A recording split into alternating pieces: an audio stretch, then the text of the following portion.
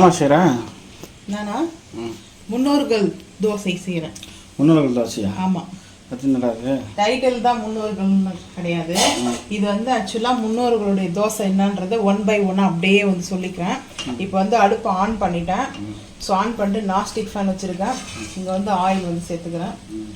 கொஞ்சமாக வந்து ஆயில் சேர்த்துக்கிறேன். ஏன்னா அதிகமாக சேர்க்கல. ரீசன் என்னன்றது நான் வந்து சொல்கிறேன். முன்னோர்கள் தோசைன்றதுக்கு வந்து இது வந்து உண்மையான விஷயமே முன்னோர்கள் தோசை தான். சரிங்களா? ஃபர்ஸ்ட் வந்து பாத்தீங்கன்னா உளுத்தம் பருப்பு சேர்த்துக்கலாம். கொஞ்சம் உளுத்தம் பருப்பு சிம் பண்ணிக்கலாம். கடலை பருப்பு, கடுகு இதெல்லாம் நம்ம வந்து ஆட் பண்ணிக்கலாம். கடலை பருப்பு, அதுக்கப்புறம் கடுகு வந்து ஆட் பண்ணிக்கலாம்.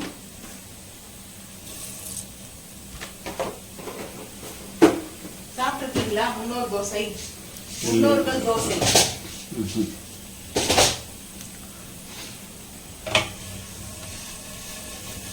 நாங்க வந்து இந்த தோசைக்கான பேர் வந்து முன்னோர்கள் தோசை தான் சொல்லுவோம்.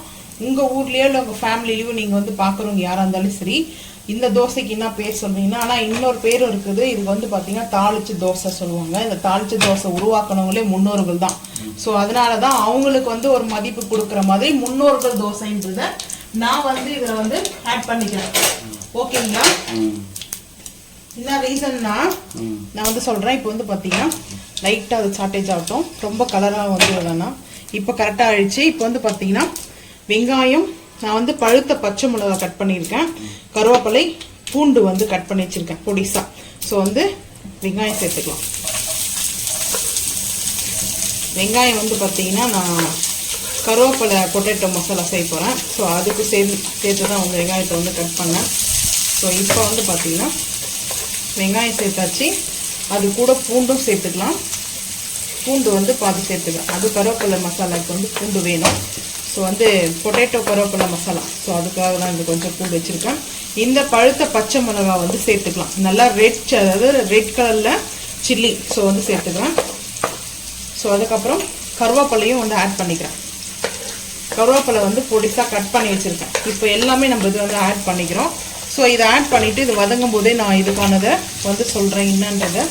இப்போ வந்து பார்த்தீங்கன்னா நம்ம வந்து அரிசி ஊற வச்சோம்னா கிரைண்டரோ இல்லை மிக்சியோ, அதுக்கப்புறம் போனால் ரைஸ் மில்லில் வந்து மாவு அரைக்கிற மிஷின் இருக்குது. ஸோ அதில் வந்து நம்ம அரைக்கிறோம்.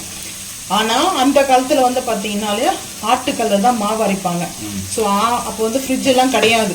சரிங்களா? அப்போ வந்து பார்த்தீங்கன்னா ரூம் டெம்பரேச்சர்லேயே ஒரு பெரிய பாத்திரம் பேஷன் மாதிரியோ இல்லை வந்து பார்த்தீங்கன்னா பெரிய டப்பு மாதிரியோ அதில் தண்ணி வந்து பார்த்தீங்கன்னா ஒரு 1/2 டப்பு வந்து தண்ணி, அதாவது மாவு எந்த அளவுக்கு பெரிய பாத்திரமோ சின்ன பாத்திரமோ வைப்பாங்க அந்த தண்ணி வந்து பார்த்தீங்கன்னா.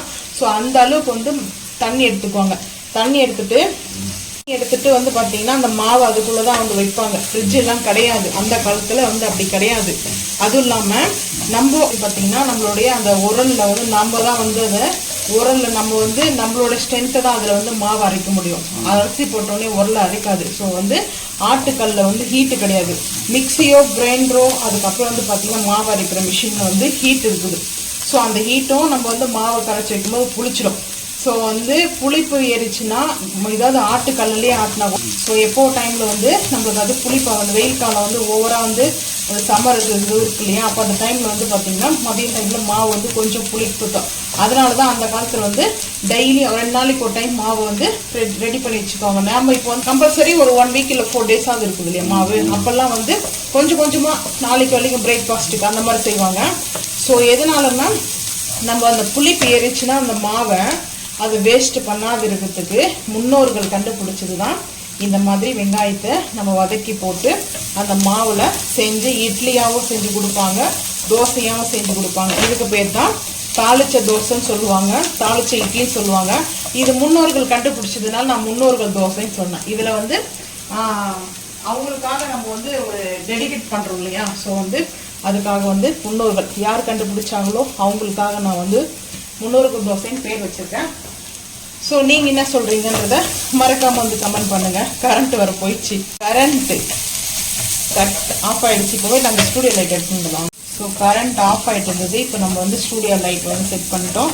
ஸோ நீங்கள் வந்து மறக்காமல் கமெண்ட் பண்ணுங்கள். நான் சொன்னது கரெக்டாக இல்லை வந்து தப்பாக இருந்தாலும் சரி கமெண்ட் பண்ணுங்கள். அது உங்களோட விருப்பம் தான். நான் வந்து இது முன்னோர்கள் கண்டுபிடிச்சதுனால ஸோ இது எதுக்காகனா எங்கள் அம்மா செஞ்சு கொடுக்கும்போது எப்படிம்மா இந்த தோசை செய்யுது உங்களுக்கு ஐடியா வந்துச்சுன்னு கேட்டால் இல்லை உங்கள் பாட்டி எங்கள் பாட்டி வந்து எங்கள் தாத்தாக்கு செஞ்சு கொடுப்பாங்க அப்படி சொல்லுவாங்க. ஸோ அதனால முன்னோர்கள் தோசைன்றது. அப்போ பழைய காலத்தில் வந்து ஃப்ரிட்ஜ் எல்லாம் இல்லாதனால அதனால வந்து இந்த மாவு வந்து புளிச்சிரும் அதிகமாக. அந்த புளிப்பு தன்மை வந்து வேஸ்ட் ஆகும். மறைக்கிறதுக்காக அந்த புளிப்பு இல்லாமல் கவரேஜ் பண்ணி நம்ம அது இட்லியோ தோசையோ நம்மளுக்கு வந்து அது டேஸ்ட்டை வந்து பார்த்தீங்கன்னா மாற்றத்துக்காக அதனால கொஞ்சம் இன்க்ரீஸ் பண்ணுற மாதிரி டேஸ்ட்டை கொடுப்பாங்க. ஸோ அதுதான் வந்து பார்த்தீங்கன்னா இன்னைக்கு நானும் அதுதான் வந்து செய்ய போகிறேன். எனக்கு ரொம்ப பிடிச்ச ஃபேவரெட்டு. ஸோ இப்போ வந்து பார்த்தீங்கன்னா அடுப்பு ஆஃப் பண்ணிடலாம். ஒரு 2 நிமிஷம் கழிச்சு வந்து மாவில் சேர்க்கணும். ஏன்னா ஹீட்டில் சேர்த்தோன்னே மாவெல்லாம் வந்து டைட் ஆகும். அங்கங்கே வந்து பார்த்தீங்கன்னா திரியாக வரும். ஸோ இது கம்ப்ளீட் கொஞ்சம் ஆறினதுக்கு அப்புறம் தான் நம்ம வந்து இதை சேர்க்கணும். அதுக்கு உள்ளே வந்து பார்த்தீங்கன்னா லைட்டாக நம்ம வந்து சோட்டா மாவு வந்து சேர்த்து மாவு பீட் பண்ணிக்கலாம். கொஞ்சமாக சோட்டா மாவு போட்டோம் 2 பிஞ்ச் அளவுக்கு. ஸோ அதை போட்டு நல்லா பீட் பண்ணிட்டோம்னா நம்மளுக்கு வந்து கரெக்டாக இருக்கும். ஆயில் இருந்தால் பரவாயில்ல, நம்மளுக்கு வந்து இதுதானே போட போகிறோம். ஸோ அதனால் மாவு வந்து நல்லா பீட் பண்ணிக்கலாம். எப்படி முன்னோர்கள் தோசை இதை வந்து குழிப்பணியாரமாக செய்வாங்க, குழி பணியாரம் செய்வாங்க, தாளிச்சு குழி பணியாரம், அதுக்கப்புறம் வந்து தோசை இட்லி. ஸோ இந்த மாதிரி வந்து செய்வாங்க. இதில் வந்து இப்போ பார்த்தீங்கன்னா காஞ்சிபுரம் இட்லின்னு சொல்லிட்டு வருதுல, இதில் வந்து சீரகம் சேர்ப்பாங்க, இஞ்சி சேர்ப்பாங்க. அது இன்னொரு நாளைக்கு செய்யலாம். ஆனால் இது வந்து நம்மளுடைய முன்னோர்கள் கண்டுபிடிச்ச இட்லி தோசை. ஸோ அவங்களுக்காக நம்ம டெடிகேட் பண்ணுறோம், இன்னைக்கு செஞ்சு நம்மளே சாப்பிட்றோம். ஸோ வந்து பார்த்தீங்கன்னா இப்போ ஆறிடுச்சு, சேர்த்துக்கலாம்.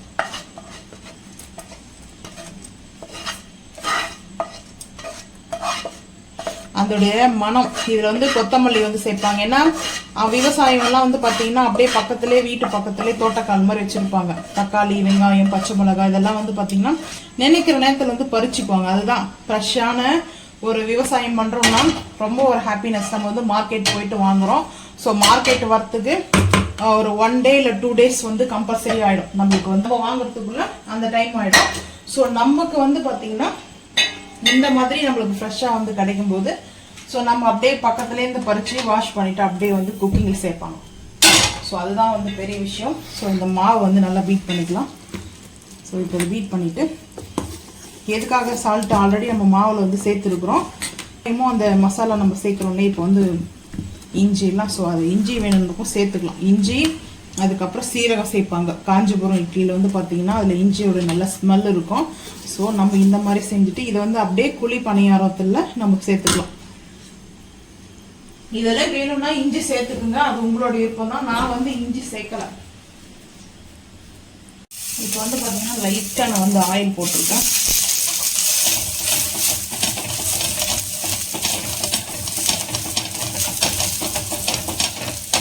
இது வந்து நம்ம வந்து கல் தோசையாகவும் வந்து சேர்த்துக்கலாம். அதுக்கப்புறம் வந்து பார்த்தீங்கன்னா தோசையை மாதிரிக்கும் நம்ம வந்து செஞ்சுக்கலாம். அது நம்மளோட விருப்பம் தான். நான் வந்து ஃபஸ்ட்டு வந்து பார்த்தீங்கன்னா சின்னதாக ஒரு தோசை மாதிரி வந்து போடுறேன். இது ஃபஸ்ட்டு தோசை வந்து அந்த தவா நல்லா ஹீட் ஆகிட்டு இருந்தது இல்லையா? ஸோ அதனால் கல் தோசை மாதிரி தான் இருக்கும். இதில் வந்து நம்ம மெயினாக வந்து பார்த்தீங்கன்னா இது சேர்ப்பாங்க. என்னன்னா நம்மளுக்கு வந்து கொத்தமல்லி அந்த வாசனை கம்மன்னு இருக்கும். ஸோ அதனால் கொத்தமல்லி சேர்த்துக்குவாங்க. நான் வந்து இன்றைக்கி கொத்தமல்லிலாம் முடிஞ்சிச்சு, வாங்கவே இல்லை. ஸோ அதனால் இப்போ வந்து பார்த்திங்கன்னா நெய் வந்து மேலாப்பில் வந்து நெய் வந்து சேர்ப்பாங்க. நெய் வந்து சேர்த்து தான் நம்மளுக்கு வந்து ரெடி பண்ணி கொடுப்பாங்க தோசையெல்லாம். ஏன்னா நெய்யில் வந்து நம்மளுக்கு உடம்புக்கு நல்ல ஸ்ட்ரென்த்து. ஸோ அதனால் வந்து பார்த்திங்கன்னா நெய் ரொம்ப ரொம்ப நல்லது. ஆனால் ஓவராக நெய்க்கு நம்ம நெய் வந்து சாப்பிடுவோம். ஹெவியாக வந்து நெய் வந்து நம்ம சேர்த்து சாப்பிடக்கூடாது. நான் வந்து பார்த்தீங்கன்னா மேக்ஸிமம் எதுக்கு கீ ஆட் பண்ணுமோ அதுக்கு மட்டும் தான் ஆட் பண்ணுவேன். அதுக்கப்புறம் வந்து பார்த்தீங்கன்னா பசு நெய் நம்ம ரெடி பண்ணுற நெய் தான். ஸோ வந்து பார்த்தீங்கன்னா நம்ம பால் வாங்குறதுல அதில் அந்த பாலாடையை வந்து கலெக்ட் பண்ணி வச்சு நம்ம நெய் வந்து சேர்க்குறோம். ஸோ இந்த மாதிரி தான் அதில் மாவு வந்து பார்த்தீங்கன்னா இதில் ஹெல்த்தியாக குழந்தைங்களுக்கு நம்மளோட இப்போ லைஃப்க்கு வந்து பார்த்தீங்கன்னா கேரட்டு பீட்ரூட்டு ஸோ நம்ம இந்த மாதிரி ஆட் பண்ணி குழந்தைங்களுக்கு நல்லா கலர்ஃபுல்லான ஒரு தோசையை வந்து கொடுக்கலாம். ஸோ இப்போ வந்து பார்த்தீங்கன்னா அப்படியே திருப்பி போடுவோம். நல்லா குக் ஆகிடுச்சு. ஸோ பாருங்கள் இதுக்கு பேர் அடை தோசைன்னு கூட சொல்லுவாங்க. அடை தோசைன்னு கூட சொல்லுவாங்க. அது வந்து பார்த்தீங்கன்னா இது நிறைய பேர் இருக்குது. நானாக வந்து பார்த்தீங்கன்னா முன்னோர்கள் தோசைன்றது பேரை நான் தான் வச்சேன். ஏன்னா இது மெயினாக வந்து பார்த்தீங்கன்னா அவங்க கண்டுபிடிச்சதுனால தான் நான் வந்து இந்த மாதிரி பேர் வச்சேன். ஸோ நீங்கள் மறக்காமல் வந்து கமெண்ட் பண்ணுங்கள். உங்கள் தாத்தா பாட்டி அவங்க வீட்டில் எல்லாம் செஞ்சுருப்பாங்க இல்லையா? ஸோ அதனால் நீங்கள் வந்து கமெண்ட் பண்ணுங்கள். ஸோ இந்த 2 நிமிஷம் இருக்கட்டும். அப்படியே பிளேட்டுக்கு மாற்றிக்கலாம். ஸோ இப்போ எடுத்துக்கலாம். அடுப்பு சிம் பண்ணிடலாம். ஹையில் இருக்குது. ஸோ டேஸ்ட்டாக அது நான் வந்து இப்படியே கூட சாப்பிடுவேன். ஆனால் இதுக்கு சட்னி வந்து நம்ம ரெடி பண்ணி வச்சுட்ருக்கோம். ஸோ வந்து கார சட்னி இருக்குது. அடுத்த தோசை வந்து இன்னொரு தோசை வந்து ஊற்றிக்கலாம். ஊற்றிட்டு அதுக்கப்புறம் பிளேட்டிங் வந்து பார்க்கலாம். நான் வந்து கருவேப்பிலை பொட்டேட்டோ மசாலா செய்யலான்னு ஒரு பிளான் இருந்துச்சு. ஸோ கரண்ட் வர ஆஃப் பண்ணிட்டாங்க.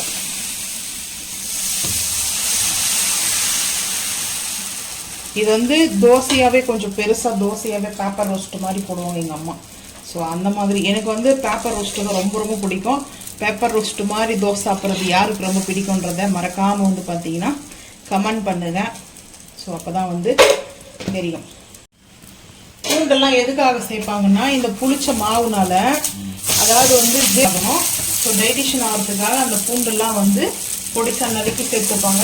இது வந்து நம்மளுக்கு புளிச்ச மாவு, நம்ம இதை வந்து வேஸ்டேஜ் பண்ணக்கூடாது. இதை வந்து நம்ம உடம்புக்கு வந்து ஹெல்த்தியாக மாற்றிக்கணுன்றது தான் முன்னோர்களுடைய ஐடியா. ஸோ அவங்களுடைய ஐடியா நம்ம கேட்ச் பண்ணிகிட்ருக்கோம். ஸோ அதனால் அவங்களுக்கு ஒரு இது வந்து பார்த்தீங்கன்னா இந்த பேரே வந்து பார்த்தீங்கன்னா இதுக்கப்புறம் தாளிச்ச தோசைன்றதுக்கு பதில் முன்னோர்கள் தோசைன்னு வச்சா நல்லாயிருக்கும். ஸோ நான் அப்படி தான் வந்து டைட்டில் வைக்க போகிறேன். ஸோ டைட்டிலுக்காக நான் வந்து பண்ணலை. ஸோ அவங்களுக்காக பண்ணுறேன். உங்களுடைய கருத்தை சொல்லவே இல்லை. கரெக்ட் தான். இப்போ வந்து பார்த்தீங்கன்னா அப்படியே மாற்றிக்கலாம். சூப்பராக செஞ்சாச்சு. ஸோ ஃபைனலாக வந்து பார்த்தீங்கன்னா நம்ம கார சட்னி இது கொஞ்சம் சூப்பராக இருக்கும். இதில் வந்து கோகனட்லாம் வச்சு நம்ம கார சட்னி வந்து ரெடி பண்ணியிருக்கோம். ஸோ எங்கள் வீட்டில் ஃபைனலாக டின்னர் வந்து பார்த்தீங்கன்னா முன்னோர்கள் தோசையும் கார சட்னி தான். உங்கள் வீட்டில் டின்னர் வெஜ்ஜா நான்வெஜ்ஜான்றது மறக்காமல் வந்து கமெண்ட் பண்ணுங்கள். ஸோ இந்த வீடியோ பிடிச்சா லைக் பண்ணுங்கள், ஷேர் பண்ணுங்கள், சப்ஸ்கிரைப் பண்ணுங்கள், பெல் ஐக்கன் வந்து கிளிக் பண்ணுங்கள், மறக்காம சேனல் வந்து ஃபாலோ பண்ணுங்கள். அப்போ தான் நம்ம போகிற வீடியோ உங்களுக்கு நோட்டிஃபிகேஷனாக வரும். தேங்க்யூ.